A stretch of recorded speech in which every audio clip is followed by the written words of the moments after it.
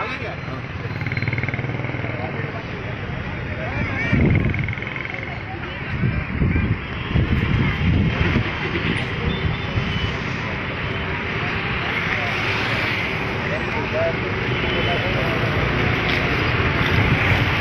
आप देख रहे हैं, ये कामठी की जनता आज तीसरे दिन लगातार बड़े पुलिया पर सिटीज़नशिप अमेंडमेंट एक्ट और एनआरसी के ख़िलाफ़ पुरज़ोर एहतजाज खामोश तरीके से कर रही है। और इनका कहना है कि रोज़ाना ये एहतजाज जारी रहेगा जब तक सरकार अपने इन काले क़वानीन को वापस नहीं लेती। इनका ये एहतजाज इसी तरीके से चलता रहेगा। और आज ये बड़े पुलिया पर इनका तीसरा दिन है। मेन रोड के एक किनारे बाअदब, बाइत्मीनान, पुरसुकून तरीके से ये अपना एहतजाजी मुजाहरा कर रहे हैं।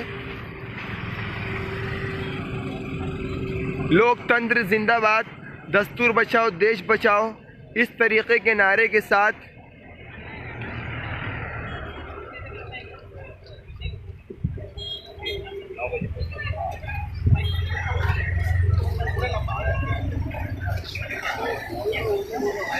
छोटे छोटे बच्चे इस मुजाहरे में शरीक हैं। इनकलाब जिंदाबाद, हिंदू मुस्लिम इत्तेहाद जिंदाबाद, इन तख्तियों के साथ आज इस मुजाहरे का तीसरा दिन।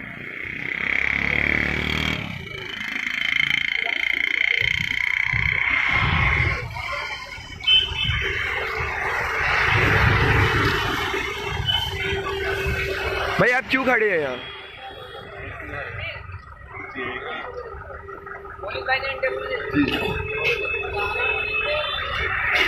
भैया क्यों खड़े हैं आप? एहतजाज के लिए। एहतजाज के लिए किसके ऊपर? एनआरसी, सीडब्ल्यूए और एनपीआर। माशाअल्लाह। तो आपको क्या लगता है सरकार आपका काम करके देगी? ये कानून वापस लेंगी?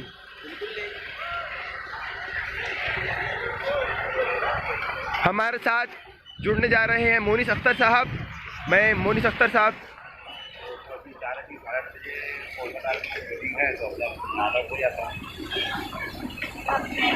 मोहम्मद अकदर साहब, आप क्यों खड़े हैं यहाँ पर? ये जो बिल है एनआरसी, सीए, इसे वापस लेने के लिए सरकार इसके एहतजाज में हम यहाँ पे खड़े हैं। आप कौन सी क्लास में है? मैं 10th स्टैंडर्ड में। तो ये तो आपका 10th स्टैंडर्ड का साल है, अभी आपका बोर्ड एग्ज़ाम होने वाला है, तो ऐसे वक्त में भी आप यहाँ क्यों खड़े हैं? आपका तो पढ़ाई का दौरान है ये। पढ़ाई जितनी इम्पोर्टेंट है, जितने महत्वपूर्ण है, उतनी महत्वपूर्ण हमारा ये संविधान है, ये दस्तूर है। हमें अपनी निजी जिंदगी के साथ इसे भी बचाना है, इसकी भी रक्षा करना है, इसलिए हम यहाँ पे खड़े हैं। उम्र कितनी है आपकी? 15 साल। तो आप इतनी सी उम्र में इतनी अच्छी सोच रखते हैं। और हम आपसे पूछना चाहते हैं कि क्या आपको लगता है कि सरकार आपका एहतजाज देख करके इन काले कानून को वापस लेंगी? एहतजाज को, सरकार को हमारा एहतजाज देख के ये कानून को वापस लेना ही पड़ेगा। अच्छा, अच्छी सोच है। देखिए यहाँ पर पढ़े लिखे हजरात और सभी हजरात हाजिर हैं। मैं कामठी के एक फ़नकार मोनिस अख्तर साहब से आपकी मुलाकात कराना चाहता हूँ। मोनिस अख्तर साहब, आपकी यहाँ पर हाज़िरी हुई, मैं आपसे पूछना चाहता हूँ क्या वजह है आप यहाँ पर आज हाजिर है? ये तो पूरा देश जानता है साहब, ये तिरंगा लेकर के हम लोग क्यों रोड पे उतरे हैं। और ये किसी ढकी छुपी बात नहीं है। ये देश ही नहीं बल्कि पूरी दुनिया जानता है कि आज इस तिरंगे पर आफत आई है। और हम इस तिरंगे के मान सम्मान और इसका अधिकार बचाने के लिए हम सभी नौजवान, बच्चे, बूढ़े सब यहाँ पे जमा हुए हैं। मैं पूरे देशवासियों को एक ही मैसेज देना चाहूँगा कि आवाज़ दो, हम एक है। आवाज़ दो, हम एक है। दिल्ली की, पंजाब के दिल से उठो, सतलज के साहिल से उठो। पंजाब के दिल से उठो, सतलज के साहिल से उठो। दिल्ली की अर्ज़ पाक से, गुजरात से, राजस्थान से, कश्मीर की वादियों से उठो। दिल्ली की शाहीन बाग से उठो। आवाज़ दो, हम एक है। आवाज़ दो, हम एक है। और इसी आवाज़ के साथ में पूरे देशवासी अपनी आवाज़ से आवाज़ मिला रहे हैं। और हमें पूरा विश्वास है और भरोसा है कि हम संविधान के दायरे में रहकर संवैधानिक अधिकार को पाने के लिए इस काले कानून का विरोध कर रहे हैं। CAA, NR और एनआरसी और एनपीआर के विरोध में हम सभी यहाँ पे जमा हुए हैं, ये समूचा देश जानता है। और हमारा ये आंदोलन पूरे देश में नहीं बल्कि पूरे विश्व में चल रहा है। हमें भारत की सुप्रीम कोर्ट से भी पूरा भरोसा है और हमारी ये है कि इस देश की जो भारतीय जनता पार्टी की जो सरकार है और इसकी जो मुखिया है माननीय नरेंद्र भाऊ मोदी साहब और अमित भाऊ शाह साहब, क्योंकि हम महाराष्ट्रियन लोग हैं, हम भाऊ बोलते हैं बड़े भाई को, वो मोटे भाई वहाँ के होंगे, लेकिन हम तो भाऊ बोलते हैं क्योंकि हम ही महाराष्ट्र के मानुस आए। तो हम ये दोनों भाऊ लोग से कहते हैं कि हमारी तरफ देखें, वो हमारे बहुत ही लाडले प्रधानमंत्री हैं और हमारे बहुत ही लाडले गृह मंत्री है। हम उनसे प्यार करते हैं, प्रेम करते हैं, इसलिए हम उनसे विनती कर रहे हैं कि इस कानून को वो वापस लें और पूरे देशवासियों की ओर सोचें, देखें, क्योंकि उन्होंने इलेक्शन के पहले कहा था कि सबका साथ, सबका विश्वास और सबका विकास होगा। तो विकास कहाँ हो रहा है हम देख रहे हैं, साथ कहाँ मिल रहा है ये भी देख रहे हैं। लेकिन साहब विश्वास बनाए रखिए, देश को इसकी ज़रूरत है। मुझे लगता है कि मुझे कहना ज़्यादा ज़रूरी नहीं है, अभी सभी लोग पूरे प्रोटेस्ट में जुड़ रहे हैं। आपका बहुत बहुत शुक्रिया कि आप इसको न्यूज़ को कवरेज कर रहे हैं। Thank you sir. एक और सवाल मैं आपसे करना चाहूँगा कि आखिर कब तक आप इस तरीके से रोड पर खड़े रहेंगे और क्या आपको लगता है कि सरकार आपकी बात मानेगी?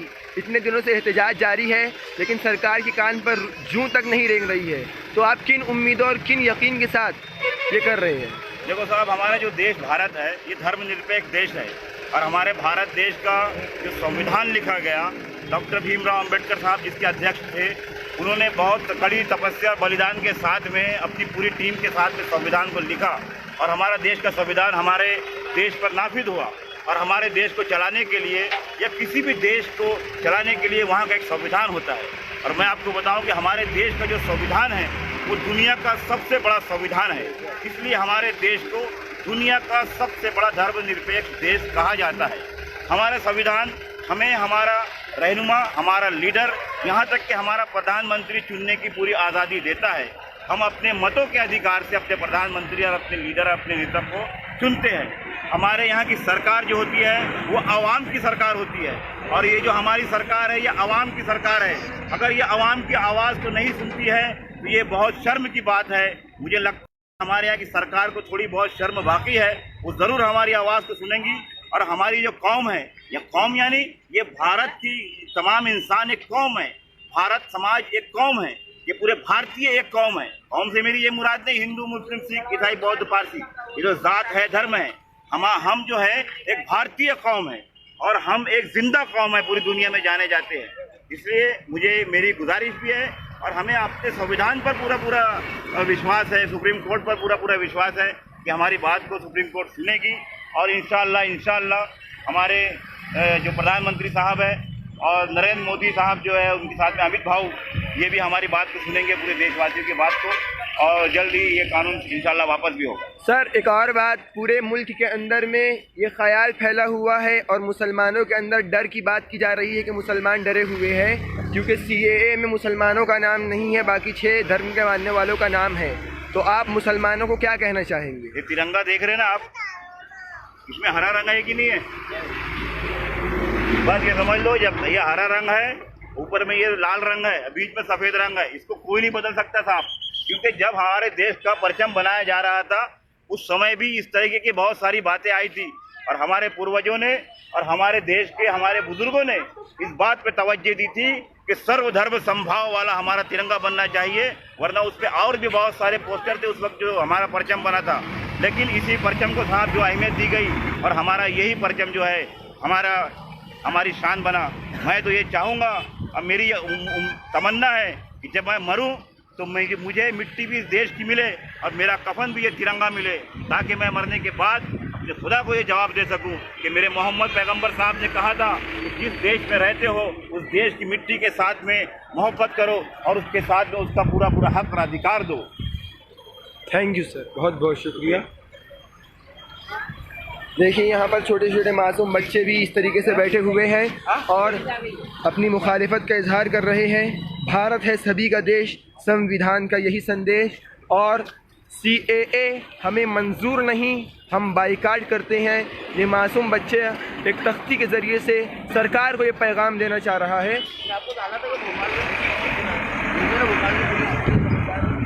और उधर देखिए हमारी माएँ और बहनें भी इसका एहतजाज कर रही हैं।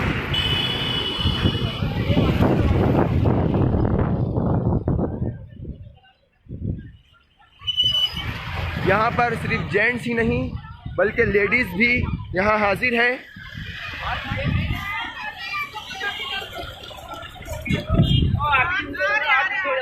थोड़ा पीछे हो जाओ, और पीछे हो जाओ थोड़ा। यहाँ पर हमारी माएँ और बहनें भी हाजिर है और ये CAA और NRC के ख़िलाफ़ अपना एहतजाज प्रदर्शन कर रही है और सरकार को ये पैगाम दे रही है, सरकार आप अपने इस काले कानून को वापस लीजिए और देश को इन काले कानून से मुक्त करें। देखिए यहाँ पर ये ख़वातीन असरबाद का वक्त है, ये बड़े बिजी रहते हैं इस वक्त, मगर यहाँ पर आए हैं और बता रहे हैं कि हम यहाँ क्यों आए हैं। छोटे छोटे मासूम बच्चे इनकी गोदियों में इनके साथ में हैं।